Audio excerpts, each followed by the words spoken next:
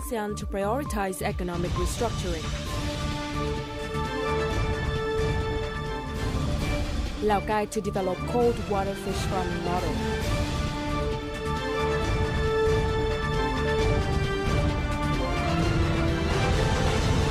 Hello and thank you for tuning into another edition of BizLine brought to you by VTV International. You're with me, Phat. And as usual, we start our show with several headlines in the economic scene for the past week.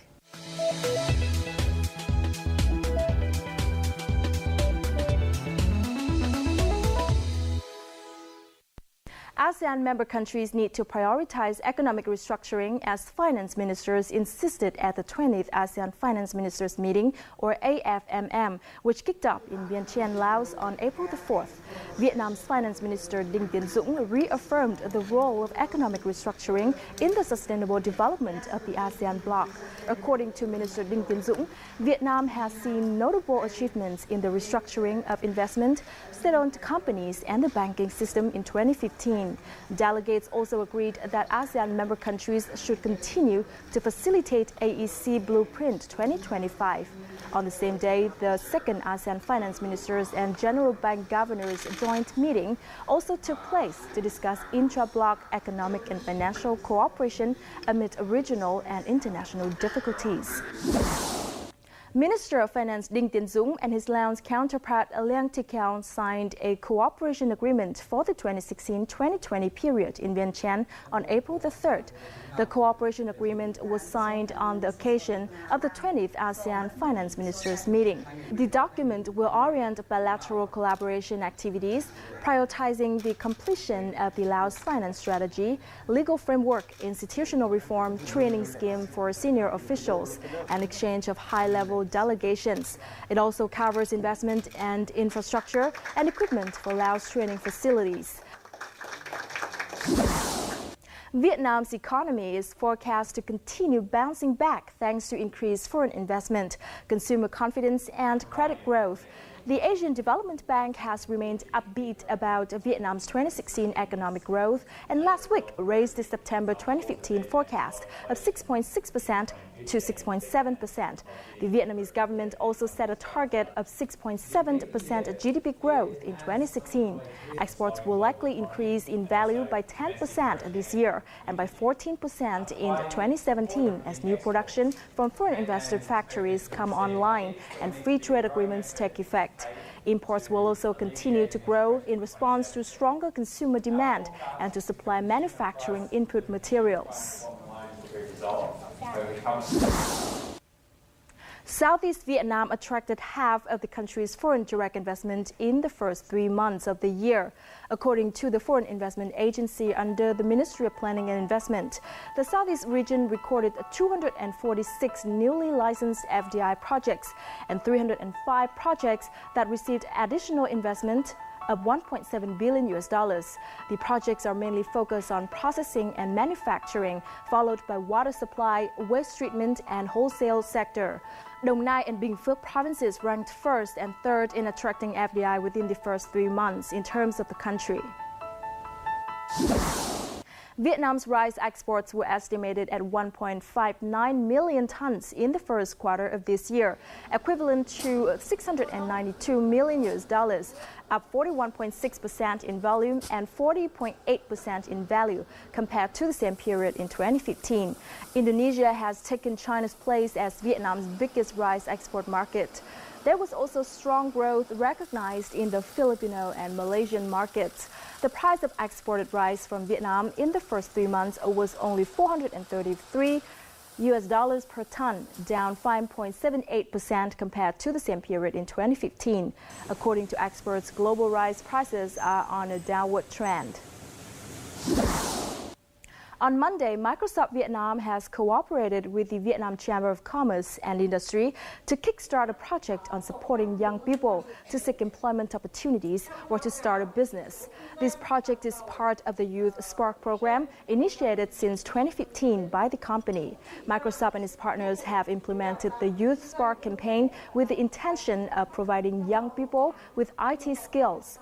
Through this, they can apply these skills in their work and improve their job opportunities companies or even set up their own company. Besides, this project will support small and medium enterprises improve their management skills. The project is to be implemented in the next 2 years. Those are the economic headlines of this week. Up next, we'll talk about the potential of cold water fish farming in Sapa of the northern province of Lào Cai in our crosstalk.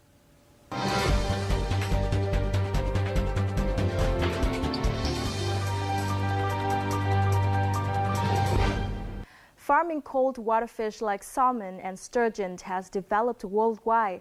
These fish productions were introduced into Vietnam since 2005. Sapa in northern Lào Cai province is the first region in Vietnam to launch pilot projects of raising cold water fish. To understand more about the current challenges and future development of cold water fish farming in Lào Cai province, I had a chance to sit down and talk with Director of Lào Cai's Agroforestry Fisheries Quality Assurance Department, Vương Tiến Sĩ.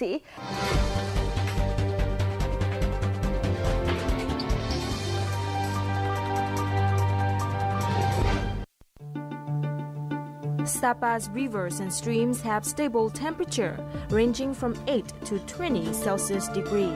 The water source is clean, high with oxygen, thus makes Sapa an ideal place for cold water fish farming.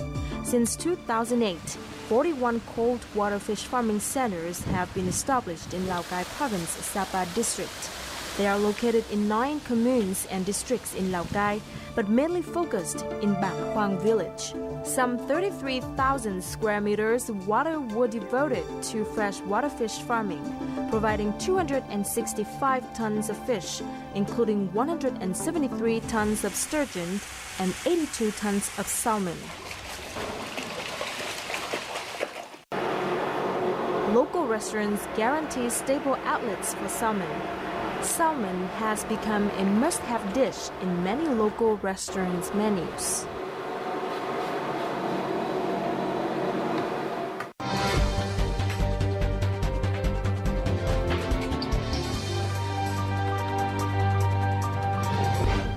Rất cảm ơn ông đã nhận lời tham gia chương trình. Thưa ông, con cá hồi được nuôi ở Sapa đã đem lại những thành công nhất định. Vậy ông có thể chia sẻ cái quá trình mà cá hồi bắt đầu được nuôi tại Sapa không ạ? Chính phủ Phần Lan cũng đã thực hiện cái dự án giúp cho tỉnh Lào Cai để phát triển cá hồi. Và cái kết quả đầu tiên đạt được là khi đưa trứng cá hồi về ấp nở tại Sapa đạt 95%, cái tỷ lệ rất lớn. Thế và hai nữa là cái điều kiện để phát triển ở đó thì nó thích nghi cả về nguồn nước, cả không khí, cả nhiệt độ.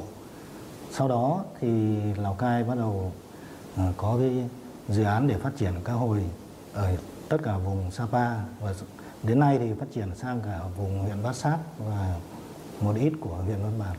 Thế mạnh của Sapa là gì trong việc nuôi cá hồi? Bởi vì là cũng có những trung tâm nuôi cá hồi khác, ví dụ như ở tại Đà Lạt chẳng hạn. Sapa có cái đặc điểm khí hậu là ở độ cao rất lớn, thường thì độ cao từ 1.800 mét trở lên so với mặt nước biển. Thế và hai nữa là cái nguồn nước suối từ trong núi đá ra là cái nguồn nước rất là sạch. Thế và đặc biệt nó là nước lạnh quanh năm. Sapa là một khu du lịch nên là cái sản phẩm cá hồi phát triển ở Sapa thì cũng rất nhanh được khắp nơi trong nước và thế giới biết đến. Ở Lào Cai thì phần lớn là mình nuôi cái con cá hồi loại gì ạ? Và hiện tại mình có đang nghiên cứu để phát triển đưa thêm nhiều loại khác vào không ạ? Hiện nay thì qua cái thí nghiệm thì thấy rằng là cá hồi vân là phù hợp nhất ở cái vùng địa bàn miền núi phía Bắc nói chung, ở Lào Cai nói riêng. Thế nên là ngoài cái cá hồi thì cái hiệp hội cá nước lạnh cũng đang phát triển cá tầm.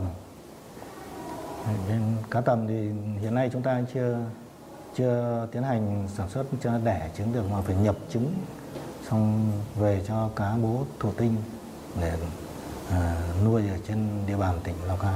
Cá hồi nuôi ở tại Sapa thì sẽ bán cho nội địa hay là xuất khẩu sang nước ngoài? Hiện nay thì cái sản lượng cá hồi ở Sapa cũng chưa lớn lắm, khoảng độ 265 tấn trên một năm. Sản phẩm cá hồi được xuất bán thì chủ yếu ở những thành phố lớn như thành phố Hà Nội, Hải Phòng. Thế và đặc biệt là phục vụ cho khu du lịch Sapa và thành phố Lào Cai. Hiện nay thì cái phần xuất khẩu ra khỏi lãnh thổ Việt Nam thì hầu như là chưa phát triển. Ông có thể giải thích là nguyên nhân vì sao không ạ? Hiện nay ban đầu thì cái lượng cá hồi phát triển ở Sapa cũng không lớn lắm. Thế và cái việc quy hoạch để phát triển cái vùng cá nước lạnh ấy, thì chúng tôi cũng mới thực hiện. Thế nên là để đảm bảo được cái quy hoạch và sẽ tận dụng tối đa nguồn nước và đặc biệt là phải đảm bảo cái môi trường. Thế nên là cá hồi Sapa hiện nay cái sản lượng chưa đủ để xuất ra nước ngoài, chứ không phải là chưa có ý định. Cá hồi Sapa thì trong thời gian gần đây thì có vấp phải sự cạnh tranh của cá hồi từ Trung Quốc. Vậy thì ông có thể cho biết là chia sẻ của mình về cái vấn đề này ạ? Không riêng cá hồi mà cá tầm. Cá tầm thì cũng là một cái sản phẩm cá nước lạnh đang phát triển ở Lào Cai. Thế thì có cái sự cạnh tranh từ phía Trung Quốc thì sẽ ảnh hưởng tới giá cả. Có những lúc giá cả cũng biến động. Thế nhưng đặc biệt là sau có một cái trận lũ quét rất là lớn và ảnh hưởng lớn nhất ở khu vực Bản Khoang là cái nơi phát triển cá nhiều nhất ấy, thì lúc đó là cái sản lượng giảm xuống nên là cái giá cá hồi cũng tăng. Cái con đường nhập lậu đưa cá hồi Trung Quốc vào Việt Nam là như thế nào? Riêng ở Lào Cai nó có cái hệ thống biên giới, tức là cái đường biên giới rất là dài với tỉnh Vân Nam Trung Quốc. Đặc biệt là có cái đường biên giới sông Hồng và sông Đồng Thi. Thế nên là các cái tư thương người ta nhập và thả những cái bao qua sông trôi xuống dưới này rồi người ta đón nhiều hình thức để đưa về. Chứ còn nếu mà qua cửa khẩu, qua các cái nơi mà có cái lực lượng biên phòng kiểm soát thì không qua được. Thế nên là chủ yếu nhập lậu qua đường sông. Cá hồi của Trung Quốc thì cũng không riêng là qua đường Lào Cai, mà người ta có thể đi qua cả phía Móng Cái, đi qua đường biển xong đi vào.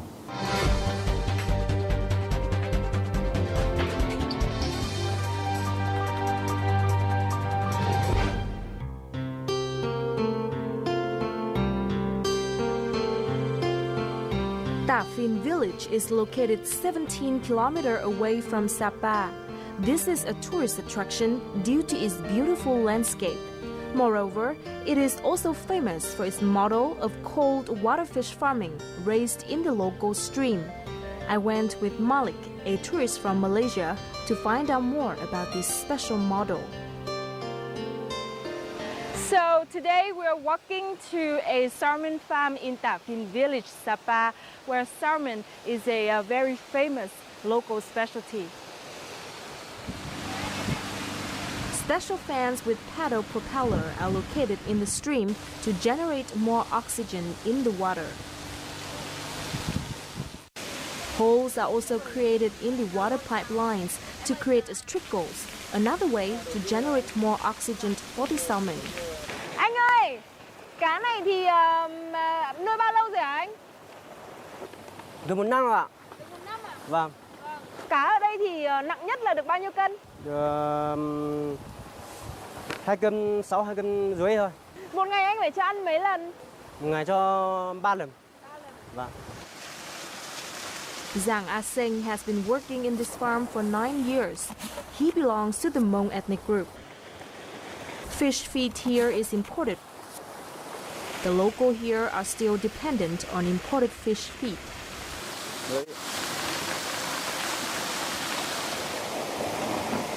Cá này nó nuôi nó to hơn chỗ khác, là nó nước nó lạnh hơn, nước sạch hơn, làm lớn hơn chỗ khác ạ.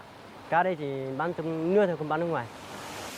Foreign visitors like Malik can enjoy the experience of catching trout at the farm. Combining tourism and salmon farming can help improve the living standard of local people and boost the regional economic development.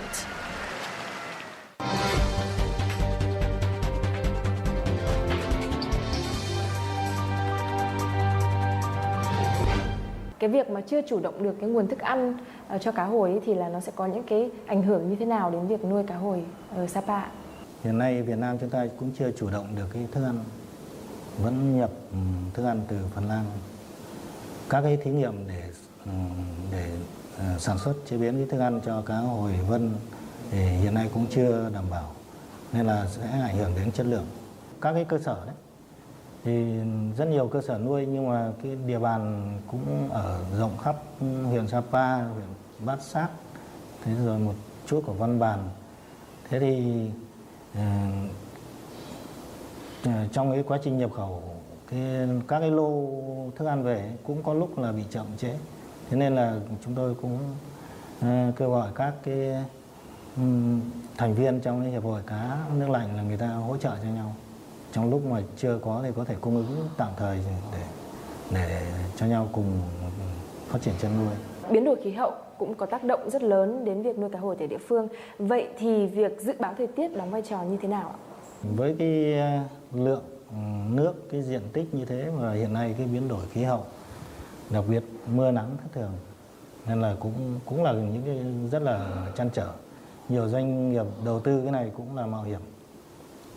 Ví dụ có một trận hạn hán hay có một đợt lũ quét, lúc là sẽ có thể là mất hết cái tài sản.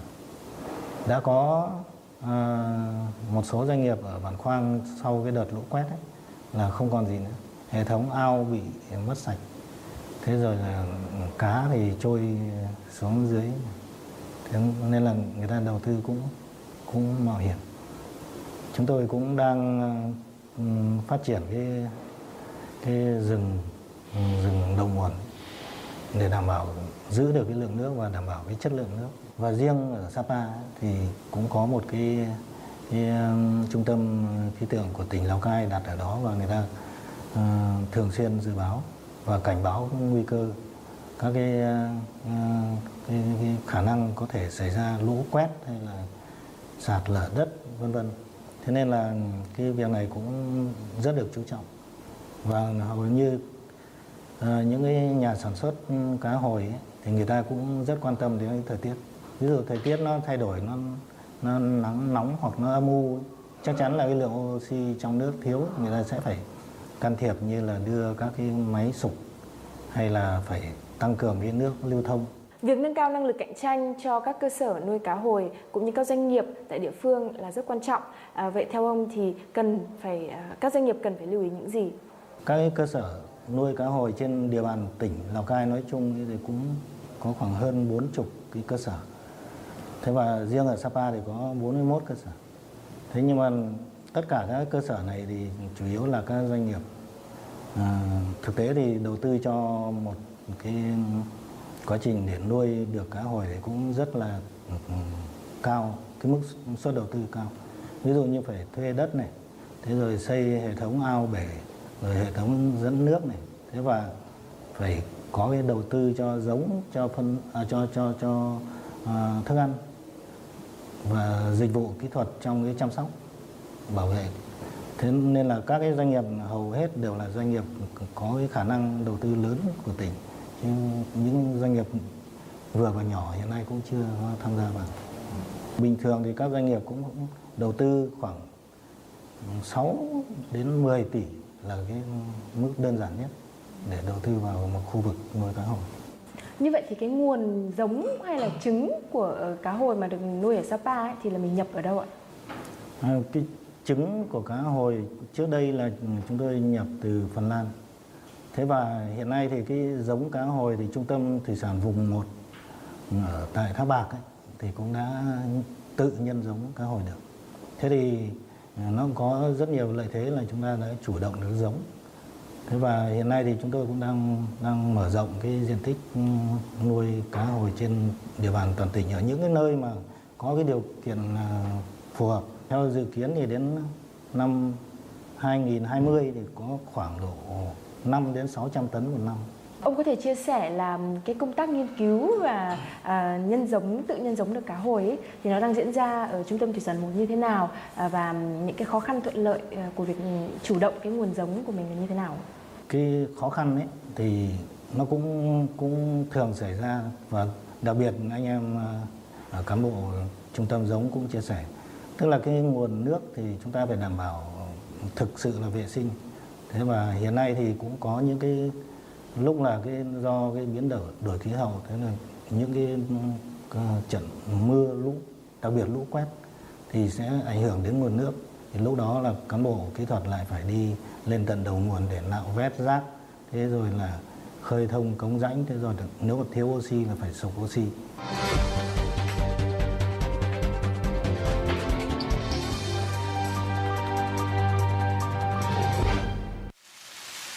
Cold water fish have been raised in pools like this since 2005 at the Research Institute for Aquaculture No. 1. The center is Vietnam's first cold water hatchery, now has almost 30,000 salmon, including 17,000 mature fish raised from the eggs. Salmon farming in the Silver Fall area has 3 separate zones. Each zone is designated for raising a different generation of salmon. The first zone is where the roe are nurtured into fries.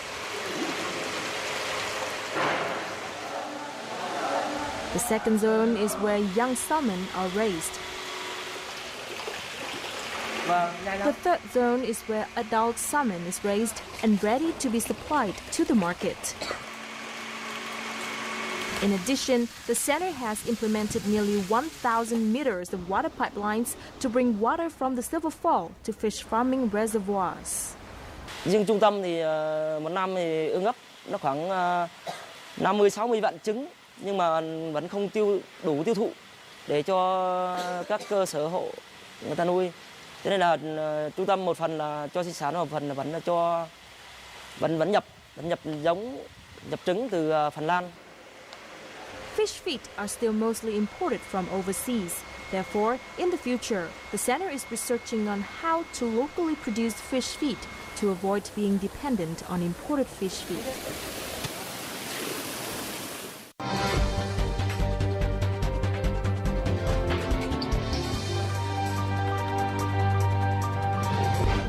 Việt Nam thì đang tham gia vào tiến trình hội nhập kinh tế thế giới rất là sâu rộng.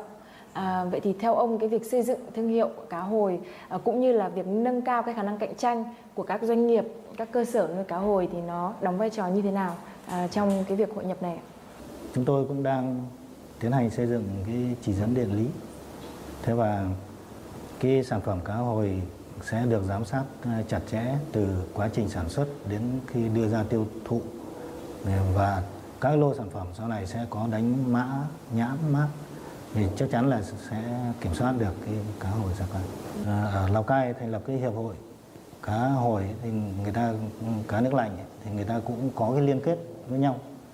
Đặc biệt là khi chúng ta có thể các cái thành viên trong hiệp hội sẽ được hỗ trợ cung ứng giống, cung ứng thức ăn. Nếu mà như trong các cái lô hàng mà không kịp nhập về, nhất là không chủ động được thức ăn ấy, thì có thể các cái thành viên sẽ hỗ trợ trong cái quá trình thiếu đấy. Thế và cái liên kết nữa là người ta sẽ phải có cái tạo cái hệ thống để bảo vệ môi trường nước. Chứ chúng ta hình dung là có cái khu vực nuôi ở bên trên, xong bên dưới cũng lại có khu vực nuôi nữa. Thế bên trên mà không đảm bảo được cái nguồn nước thải ra sau khi đã nuôi để bên dưới sử dụng tiếp thì cũng là một cái vấn đề rất là khó cho việc. Thế nên là sẽ phải có liên kết. Thế còn cái vấn đề nữa là trong cái quản lý giám sát về chất lượng sản phẩm. Đây là cái trách nhiệm của các doanh nghiệp, những người sản xuất, nhưng mà cũng là cái trách nhiệm của các cơ quan quản lý nhà nước.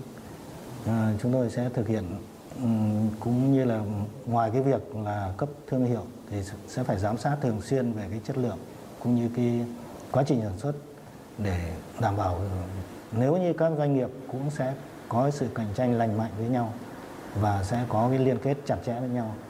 Sau đó sẽ đảm bảo được cái giá cả thị trường nó ổn định và nó sẽ cùng nhau để phát triển. Ông vừa nói đến việc xây dựng chỉ dẫn địa lý. Vậy thì cái tầm quan trọng của việc xây dựng thương hiệu con cá hồi đến từ Sapa là như thế nào? Và trong tương lai thì mình có những cái chiến lược gì để phát triển? Trong cái thời kỳ hội nhập quốc tế sâu rộng, đặc biệt là tham gia TPP, thì cái việc xác định cái xuất xứ nguồn gốc là điều rất là quan trọng. Thế nên nếu như sản phẩm cá hồi của Lào Cai mà sau này có cái sản lượng lớn này, những sản phẩm đa dạng hơn để xuất ra nước ngoài thì chắc chắn là cái việc xác định cái nguồn gốc xuất xứ sẽ là cái điều kiện tiên quyết để khẳng định cái thương hiệu. Nên là cái trách nhiệm của cơ quan quản lý nhà nước cùng với Hiệp hội Cá nước lạnh Sapa là sẽ xây dựng cái thương hiệu cho cá hồi của Sapa. Rất cảm ơn ông đã tham gia chương trình. To develop a brand name for salmon raised in Lào Cai province, the raising process must be supervised strictly. It is urgent that farming areas must be planned carefully to avoid serious damage to the environment. Research and development to boost a locally produced salmon breeder fish is necessary to prevent the dependence on imported eggs and feed supplies. And that wraps up this week's edition of This Line. Thank you for watching. Feel free to catch us online or rewatch our program at vtv4.vn or youtube.com/vtv4go. And from our team here in Hanoi, until next time.